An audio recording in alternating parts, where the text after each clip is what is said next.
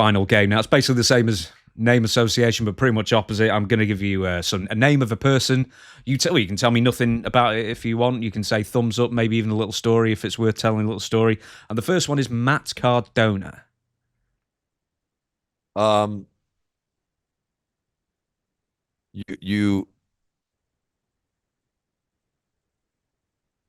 would call him a pro, man. Like, backstage, an example guy, in the WWE, he was, suit and tie guy. Um, you know, held a job for fucking what, like 10, 15 years. Yeah. So like, I mean, he's just a pro. He's a pro's pro. He's good at what he does. And he took to social media like a blitzkrieg when he got fired, and he never let off the gas. I think a lot of young wrestlers, especially ones that get fired, can learn a lot from him. If I was trying to do what he did, you can't do it better than what he's doing. Like, I never wanted to be that guy, and I don't want to be that guy. I don't want to be the deathmatch king. I have zero desire to ever work for GCW. So you're not a Thumbtacks fan then, is what you're saying? Brother, you couldn't pay me to do any of that shit. So I don't work for companies that do that shit.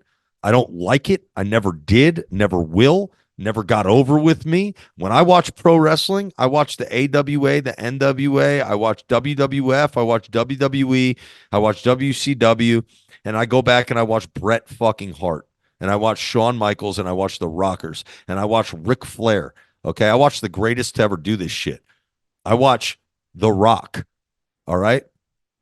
To be fair, I would rather be The Rock hitting Mick Foley over the head with the chair shots than Mick Foley taking the chair shots. Okay? And I don't even think I would want to be involved in that, because if I did that to you, I would expect it to happen to me. That's what I've always done my whole career. Like, it's kind of like Vince. I'll never ask you to do something I wouldn't do. Well, I don't want to fucking be suplexed off the top through 3 tables and thumbtacks, so I wouldn't do it to you. You know what I mean? Next one is Mojo Rawley. My first roommate in the WWE. Mm-hmm. WWE put us together. He is my day one. He's a real one, a man of his word. Financially, one of the most sound men I've ever met in my life. Great for real life advice. Brilliant businessman, smart with his money, and a good human. Booker T. Booker T did something for charity, asked me to work with him on it. I thought it was the coolest thing in the world. He has the wrestling school. He helps a lot of young kids, and I know that he still gets people from WWE to work with him on his WWE. Like, they sent Brian Pillman Jr. to go work his indie. I know that, and he's in NXT. So I thought that was really cool. Booker's the fucking man, bro. He's one of the best wrestlers of his generation. And is he a Hall of Famer yet? If he's not, he's a 2-time Hall of Famer. He was in with the Hall of Harlem Heat as well now. Yeah, I would bet. Yep. Next one is Paige, or Saraya, as she's called now. Oh, sweetheart, man. I started off, working with her in FCW, to see her, all her success, the movie come out, to go get the bag from Tony Khan. I pray for her longevity in this business and her success. I'm so proud of her and what she's accomplished, because, I know it wasn't always easy for her, and a lot of people talk shit, and a lot of people had a lot to say on her on the internet. And I think that a lot of these women are examples of having thick skin, being able to fucking persevere despite what the world might call you, say about you, or do, to be able to hold your head high and go out about your business and be a professional at the highest level now, making good money doing it. She's an example for people that, you don't let other people dictate your happiness. You go get it, and you go get your money, and you go do this thing that you love, and don't let other people ruin it for you. Well said. R-Truth. It's OG. Just straight up. Just as consummate of a pro, just like I was saying about Cardona. R-Truth has that to him too. Like, don't let the perception of that man and what he does as a pro or a comedian or a wrestler fool you. That guy has maintained and held a job at the highest levels in pro wrestling for 15, 20 years. And you don't get there unless you're a consummate professional. So he is that. Dude, he's ageless as well. He's in his 50s now, and he's still doing the same stuff, still looks fantastic. How does he do it? I don't know. I hope I could do it too. Yeah, goddamn, I do as well. Bryan Danielson. I never got a chance to work with him much, but I was surprised to hear from Big Cass that he was a fan of my work in ring. I heard he was talking to the boys at AEW about my selling and telling them to watch me sell, which is fucking nuts. Like I would never expect to hear that. Probably not even true, but no, apparently Big Cass and a few of the boys came up to me on the indies and told me he was putting me over and talking about my selling. Shit, real recognize real, man. He's one of the fucking he's goats, right? Got the goat beard. And he is that thing, man. He's awesome, bro. He's always been a great guy. And I'll never be able to thank him for what he did for Big Cass at a time in Big Cass's career where he was really going through some tough things. I wasn't there for my best friend at the time. We weren't talking to each other. So to know that somebody else stepped in and was really careful and caring, that's important. I think being caring is a quality of Bryan that is very admirable, and he's a good ear from what I understand. He's willing to listen to the boys and see both sides and try to be the cool head that prevails. Samoa Joe.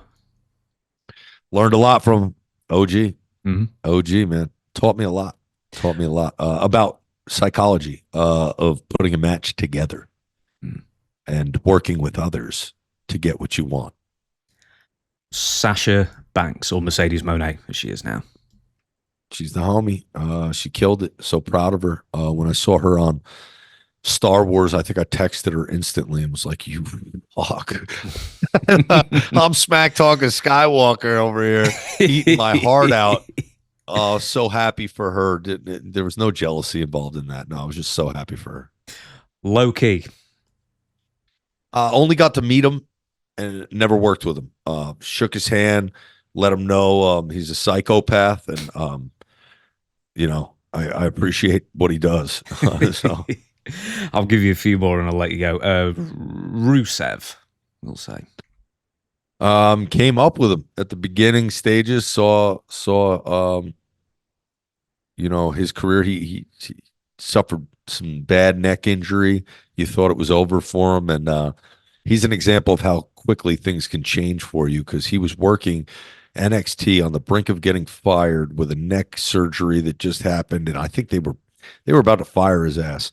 Next thing you know, dude, he's working John Cena in main events on Monday Night Raw because John Cena needed a big heel, saw him work, liked him, and wanted to work with him or something like that. So how fast life can change for you. That guy's a great example of, hey, one day you're about to get fired, the next day you're working in the main event with Cena. So I mean, this sort of works with the next guy as well. One day he's a wrestler, but now he's carved his niche, however you pronounce it, in commentary. Corey Graves. Honestly, man, I would love to see that guy again. We experienced a lot of the start of our careers together, and I think that I'm happy for him and Carmella that whatever they found was so genuine that they brought a child into this world out of it, and that everything happens for a reason in life, So, at the time when they first got together, I know that it was a big shock to the world per se, but obviously they're proving to the world that they love each other, and that's awesome that they found each other at work. So I know there's a lot of couples that find love at the WWE, and I think that that's pretty important to acknowledge that, when you meet your wife at work or you meet your husband at work, they already did for you more than you could ever. You can never repay them for that.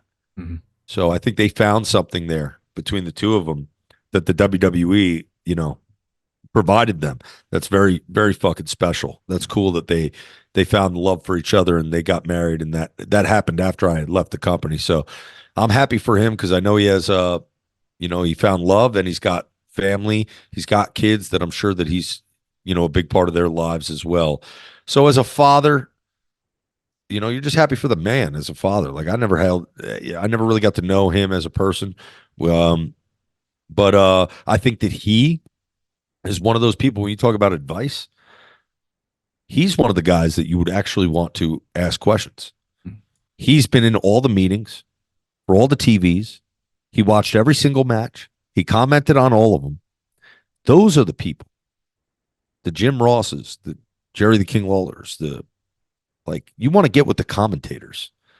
Those are not necessarily the wrestlers, but the guys who watch every single thing, who are in every single meeting, who are privy to how this thing really is going on. And that person, you could probably learn a lot from. So unlike a lot of people, I think I could learn a lot from Corey fucking Graves. I'll give you 3 more. Shane McMahon. Cool as fuck. Gave me a pair of Jordan 1s, Derek Jeter Jordan 1s that I'll never be able to repay him for.